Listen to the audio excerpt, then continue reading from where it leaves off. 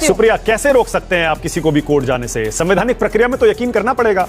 हम कोर्ट जाने से किसी को नहीं रोक रहे, बिल्कुल कोर्ट जाइए। हम सवाल इस बात का उठा रहे हैं कि ये देश खोद खोद कर आपको क्या मिल रहा है। हम ये कह रहे हैं कि ये जो लोग हैं ये सारे देश को सिर्फ ऐसे ही उलझाए रखना चाहते हैं। इनसे अगर आप सवाल पूछिएगा, सवाल का कोई जवाब नहीं दे पाएंगे। खुले डिबेट में आपका स्वागत है। संसद का शीतकालीन सत्र चल रहा है, लेकिन विपक्ष के जोरदार हंगामों के बाद एक बार फिर सांसद नहीं चल पाई। वजह है दो मुद्दे, एक अडानी और दूसरा संभल का मुद्दा। अब कांग्रेस पार्टी ने भी ऐसा लगता है खास तौर पर संभल के मुद्दे पर बीजेपी को चौतरफा घेरने की तैयारी कर दी है। और वजह यह है, यूपी कांग्रेस के अध्यक्ष अजय राय खुद संभल जाने पर अड़े हुए हैं, जबकि थाना के पुलिस प्रशासन ने उन्हें रोक दिया। दूसरा, मल्लिकार्जुन खड़गे ने बीजेपी और संघ को याद दिलाया आरएसएस प्रमुख मोहन भागवत का वह बयान, जिसमें भागवत जी ने कहा था कि अब राम मंदिर बन गया है अयोध्या में, तो अब हमें हर मस्जिद के नीचे मंदिर नहीं ढूंढना चाहिए। इसी मुद्दे पर कांग्रेस प्रवक्ता सुप्रिया श्रीनेत ने सुप्रीम कोर्ट के वकील विष्णु जैन और बीजेपी प्रवक्ता की जमकर क्लास लगा दी। अंत तक देखिए यह शानदार डिबेट। आइए देखते जाएगा। सुप्रिया, विष्णु जैन का साफ साफ कहना है जो कांग्रेस का कानून है 1991 का संसद द्वारा बनाया गया, वो संभल में भी लागू नहीं होता और वो सर्वे करने से नहीं रोकता। आपकी दलील क्या है सुप्रिया? सबसे पहले तो मुझे थोड़ा सा ऑब्जेक्शन है कि उन्होंने राष्ट्र के नाम एक संदेश दिया और हम में से किसी को यह मौका नहीं था कि उनके बहुत सारे झूठों का, उनके बहुत सारे प्रोपेगेंडा का मैं पर्दाफाश कर सकूं। मुझे इस बात पर बहुत आपत्ति है। यह आपत्ति मैं पहले अपनी दर्ज कराना चाहती हूं, क्योंकि हर जगह जहां पर बवाल होगा ये शख्स जरूर पाए जाते हैं। तो ये प्रायोजित है, ये सुनियोजित है, ये पूर्व नियोजित है, मुझे नहीं पता, लेकिन एक ये है संयोग। पहली बात। दूसरी बात, मैं पहले एक चीज बताना चाहती हूं। 1991 का जो कानून पारित हुआ था उसमें बीजेपी की सहमति थी। सदन ने वो पारित किया था कानून, बीजेपी सदन का हिस्सा थी, तो बीजेपी उस कानून से भाग नहीं सकती है। बीजेपी के लिए बहुत कन्वीनियंट है आज कि वो प्लेसेस ऑफ वर्शिप एक्ट पर तबाही मचने दे रही है। प्लेसेस ऑफ वर्शिप एक्ट पर लोग चैलेंज कर रहे हैं, उसके नाम पर खूब एक्सप्लॉयटेशन हो रहा है, वो होने दे रही है। बीजेपी के लिए बड़ा कन्वीनियंट है और सरकार में बैठ के हम उधर मुंह करके आंखों पे पट्टी बांध लेंगे। आप आंखों पे पट्टी नहीं बांध सकते, क्योंकि आपकी सहमति से वो कानून बना था और आज आप सरकार में हैं। मैं दो बातें जरूर कहना चाहती हूं और यह बात कहनी जरूरी है। संभल में जो हुआ वो किसी भी सरकार के लिए शर्मसार करने वाली बात है। यूपी पुलिस की बात सुनिए तो 5 लोगों की पुलिस की गोली से मौत हुई और 30 लोग इनके अकॉर्डिंग घायल हुए। मतलब इतनी अराजकता हुई। तो जब पॉलिटिकल पार्टीज वहां फैक्ट फाइंडिंग के लिए जाना चाहती है, अपील के लिए जाना चाहती, तो किस बात का डर है? क्या छुपाने की कोशिश हो रही है योगी आदित्यनाथ की सरकार ने? ऐसे ही ये हाथरस नहीं जाने देते थे, ऐसे ही ये लखीमपुर नहीं जाने देते थे, ऐसे ही ये उन्नाव नहीं जाने देते थे। हर जगह का काला सियासत सामने आया। ये मैं पहली बात बोलना चाहती हूं। और मैं दूसरी बात थोड़ी पते की बोलना चाहती हूं और पूछना चाहती हूं इस देश से, हम क्या चाहते हैं? ये कब थमेगा? एक कारण था ना कि पार्लियामेंट ने कानून बनाया था। क्या आप हर धार्मिक स्थल जो मुसलमानों का है उसको खोद खोद कर उसके नीचे मंदिर ढूंढिएगा? अरे हमारे जो भगवान है, हमारे जो इष्ट है, उनके तमाम देवी भूमि पे स्थल हैं, उनकी तमाम तीर्थ है, तमाम पूजा पाठ की जगह है, वहां तो जाइए। पहले आधे भाजपाइयों से और आधे अराजकता वालों से अगर पूछ लीजिए कि हिंदू धर्म में कितनी शक्तिपीठ है, कितनी भारत में, कितनी और कहां है, मैं दावे के साथ कह सकती हूं, मैं चैलेंज के साथ कह रही हूं। बीजेपी की प्रवक्ता यहां पर है, ये बता दे कितनी शक्तिपीठ कहां पर है, कितनी टोटल है, कितनी हिंदुस्तान में, कितनी बाहर है और कहां है, और कितने ज्योतिर्लिंग हैं। दो बातों का जवाब दे दे, नहीं दे पाएंगे बीजेपी वाले। तो दिक्कत की बात यह है कि यह इनकी राजनीति को सूट करता है, हर वक्त राजनीतिक उबाल बनाए रखना। लेकिन 5 जिन नौजवानों की हत्या हुई, उनका दोषी कौन है? योगी आदित्यनाथ की सरकार इस बात का जवाब क्यों नहीं देती कि पहले जब सरकार के कार्यकाल में दंगा होता था तो उसको धब्बा माना जाता था। आज की तारीख में दंगा होना, और वो भी सांप्रदायिक दंगा होना, मतलब तगमा पहन के घूम रहे हैं, वाह भाई हमारे यहां सांप्रदायिक दंगे हो रहे हैं। ये कानून व्यवस्था चला रहे हैं आप। आपको रिजाइन करके चले जाना चाहिए। ये असलियत है यूपी की। मैं यूपी से आती हूं और पूरे दमखम के साथ कह सकती हूं। मैं पूछना चाहती हूं बीजेपी से, 2 सवालों का जवाब धर्म पर दे दे। अनिला जी, चुनौती स्वीकार करिए सुप्रिया श्रीनेत की। पूछिए कितनी शक्तिपीठ है, कहां है, पूछिए जरा। आप बता पाएंगी? चुप होकर बैठी और सुनिए मेरी बात। हर बार आप चिल्लाएंगे और हम सुनेंगे?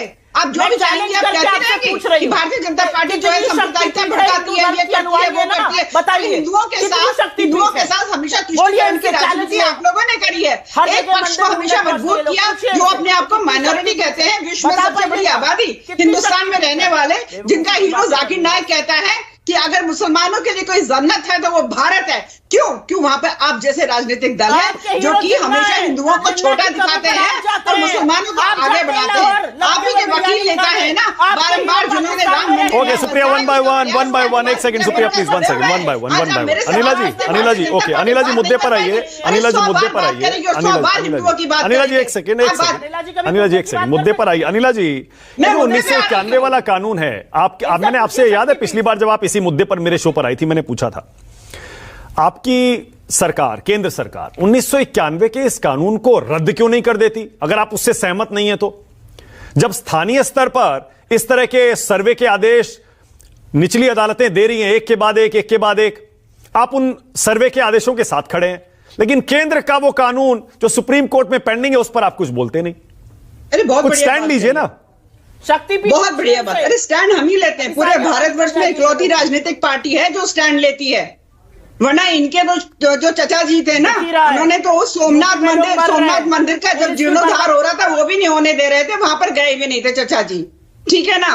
तो ये चचा जी वाली जो पार्टी है, ये पार्टी है, हमें पाटना पड़ा है। अगर कोई खड़ा होता है तो हम ही खड़े होते हैं। ओके, मतलब अनिला जी तो आपका स्टैंड ये है, अनिला जी आपका स्टैंड ये है 1991 हो, चाहे वो वक्फ एक्ट हो, और क्या नहीं किया। ओके अनिला जी एक सेकेंड, अनिला जी देखिए आज जिस मुद्दे पर बहस है, मैं चाहता हूं उस पर 2-3 छोटे सवाल मैं पूछ लूं, तो थोड़ी क्लैरिटी आ जाएगी, स्पष्टता आ जाएगी। पहला ये जो लोकल कोर्ट्स के आदेश पर, निचली अदालतों के आदेश पर आप जो ये सर्वे का समर्थन कर रही है, मतलब आप इसके पक्ष में है ना कि 1991 का कानून मस्जिदों के सर्वे करने से या उसके आदेश देने से लोकल कोर्ट्स को नहीं रोकता, यही आपका मानना है ना?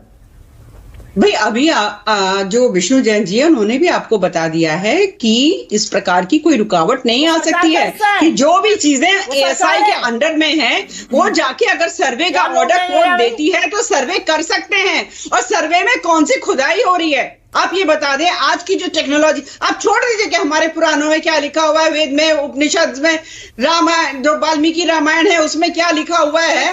वाराणसी को काशी को ऋषिपट्टम कहते हैं, जहाँ पे ऋषि आते जाते रहते हैं, ज्ञान वापी वहां पे क्या अर्थ होता है, छोड़ दीजिए। पर आज की टेक्नोलॉजी ऐसी है कि बिना खुदाई किए हुए भी आपको पता चल जाएगा कि अंदर जो है वो कितना पुराना वहां पे जो मंदिर रहा है, वहां की जो भी वहां पे एविडेंसेस हैं कितने साल पुराने हैं, वो क्या ओके ऑलराइट, मेरा दूसरा सवाल। ओके अनिला जी ओके, दूसरा सवाल। इसका मतलब आप ये चाहती हैं देश में जिस मस्जिद के नीचे मंदिर है उन मस्जिदों का सर्वे होना चाहिए, उनकी जगह मंदिर दोबारा बनना चाहिए, ये एक चीज बताइए आप मुझको, अगर ये लोग एक तरफ कहते हैं हम तो कोर्ट को मानते हैं, हम तो कोर्ट को मानते हैं, हम तो कोर्ट को मानते हैं, दूसरी तरफ कोर्ट अगर कहता है एडवोकेट कमिश्नर के उससे कि सर्वे होना चाहिए, तो यहाँ पर ये दंगे करवा देते हैं उठाकर संभल में। नहीं अनिला जी मैं ये पूछ रहा हूं देश में जहां जहां जिन मस्जिदों के नीचे आपके हिसाब से मंदिर हैं वहां सबके सर्वे होकर दोबारा मंदिर बनना चाहिए ना, अगर वहां पर मंदिर था तो।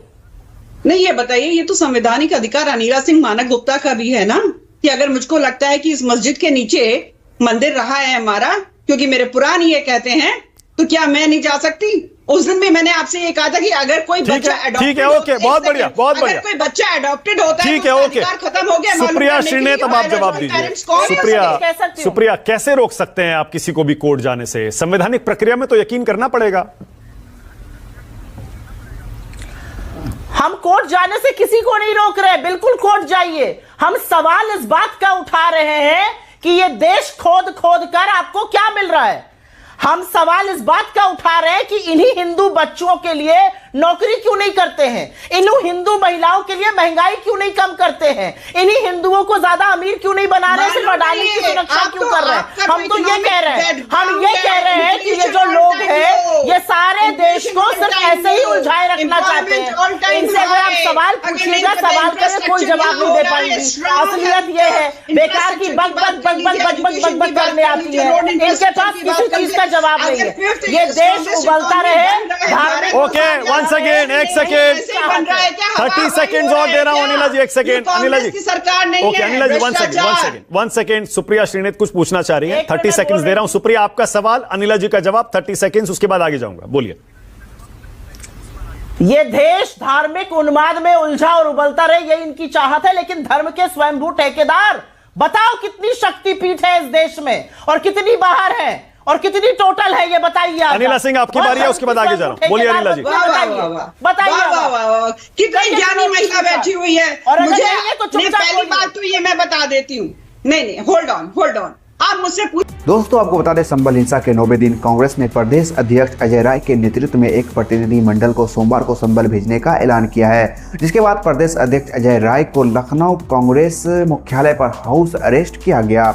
इसी तरह अन्य नेताओं को भी संभल जाने से रोका जा रहा है। गौरतलब है कि पुलिस और जिला प्रशासन ने 10 दिसंबर तक किसी बाहरी व्यक्ति के जिले प्रवेश पर रोक लगाई है। इससे पहले समाजवादी पार्टी के डेलीगेशन को भी संभल जाने से रोका गया था। इस पर आपकी क्या है राय, हमें जरूर बताएं। वीडियो पर लाइक कमेंट करना ना भूलें। अगर आप चैनल पर नए हैं तो चैनल को जरूर सब्सक्राइब कर लें। धन्यवाद।